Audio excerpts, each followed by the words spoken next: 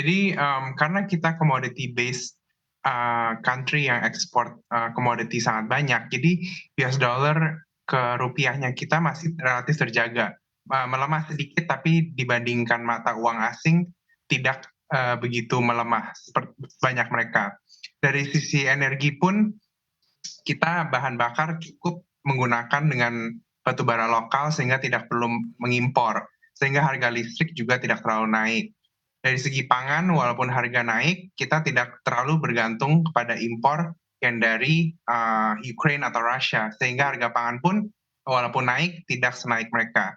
Sehingga kita memang ekonomi, lumayan ter-protected, oleh ancaman stagflasi, resesi atau inflasi dibandingkan negara barat. Mhm. Apakah ini masih akan bisa panjang kalau kita memang based on commodity, price, commodity driven begitu ya untuk negara-negara ini di tahun 2023, akankah ini juga masih bisa jadi bantalan, masih jadi sumber, ketahanan juga untuk ekonomi di beberapa negara di Asia ini? Yasa? Ya, menurut saya lumayan bisa bertahan karena, membuka ladang minyak atau tambang batu bara itu, investor reluctant kalau nggak bisa pakai debt.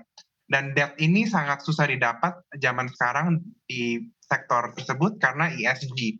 Jadi memang, karena supply-nya limited, harga akan tetap cenderung tinggi, gitu. Mhm. Terlebih lagi, Eropa yang sekarang, mengandalkan gas Rusia pelan-pelan mencari, sumber daya energi dari Indonesia maupun negara-negara lain.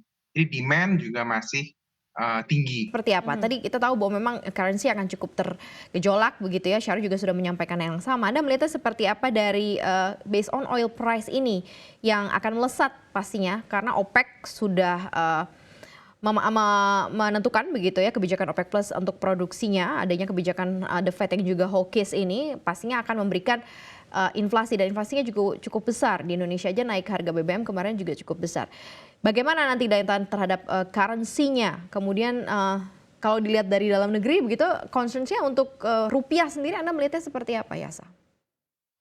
Ya, pertama, The Fed hawkish itu, memang seperti mengekspor inflasi ya. Mereka impor jadi murah dan kita impor jadi mahal karena, mata uang kita melemah. Mhm.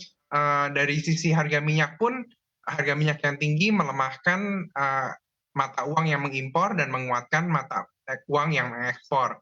Karena negara Asia Pasifik ini mayoritas mengimpor minyak, ya mata uang mereka cenderung melemah karena, harga minyak naik. Namun, Indonesia pun walaupun masih net importir minyak, lebih, lebih sedikit net import minyaknya ketimbang PDB, dibanding negara-negara yang memang benar-benar nggak produksi minyak, gitu sih. Mhm.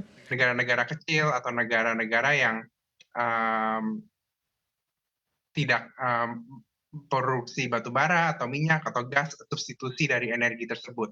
Mhm, struggle-nya untuk beberapa mata uang utama di kawasan Asia ini akan seperti apa? Mungkin bukan hanya rupiah ya, tapi ada dolar Singapura, terus kemudian ada beberapa mata uang, lainnya juga yang pasti akan, cukup, volatile begitu ya karena kondisi ini, Yasa?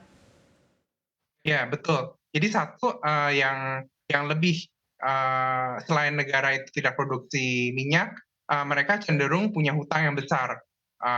Mereka yang hutangnya besar dengan hawkish, Fed naikin rate akan refinance utang itu dengan bunga yang lebih tinggi. Kalau kita lihat lagi Indonesia, utangnya dibandingkan GDP hanya 39%, relatif lebih rendah, Mhm. begitu.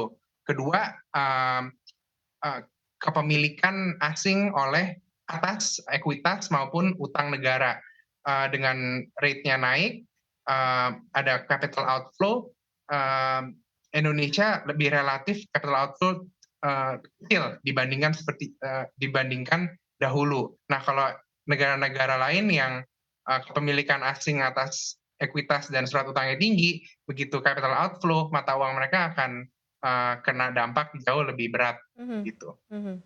Oke.